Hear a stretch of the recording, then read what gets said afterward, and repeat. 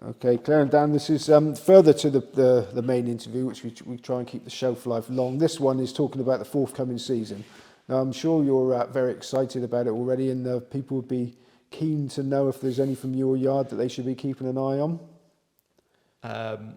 Well, he's already actually run. He won a novice the other day at Southwell, one of these valuable Sunday evening novices. A horse called Bravo Zulu. He won a Kempton Maiden last year, and then he won under his penalty.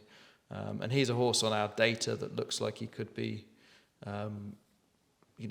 pretty smart. He starts the season off of 84. The plan is he'll go for a mile handicap at the Craven meeting. I think that's what we're thinking at the moment.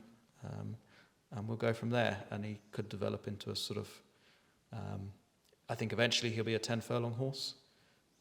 It's whether we do, we'll aim probably at things like the Britannia at Royal Ascot, that sort of a horse. Or maybe there is the 10 furlong handicap now, which I forget what it's called, the Copper Horse handicap, I think it's called. But he's definitely a horse who's on the right side of the handicap as he starts the season anyway. I think probably go with Raymunda. She's a filly actually with an American pedigree. She won a novice at Haydock last year really nicely. Very lightly raced. Lovely, beautiful big filly. When we talk about stride data, I think her stride length is one of the longest we've ever recorded at home. And we had someone come and do some heart scans and look at some kind of AI in terms of biomechanics, but he commented on her heart scan that it was huge. I'm really intrigued by her this year, and hopefully she'll be running middle of next month at Kempton or Southwell on the 10th or the 12th. And go from there and see how far she can progress this year. And you mentioned syndicates. Have you got horses available for shares and people contact you to get involved?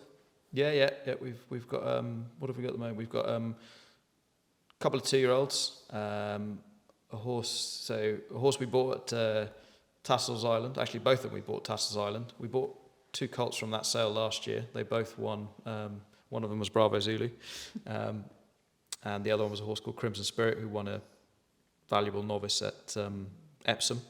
So they both already have won pretty much what they cost in prize money. So we've got a little colt who's bred to be very quick by a stallion called Invincible Army. He's called Echo of Glory. So we're sort of doing 5 and 10% shares in him. He should be a lot of fun. And then we've got a really sort of classy filly, slightly different, more of a middle distance type.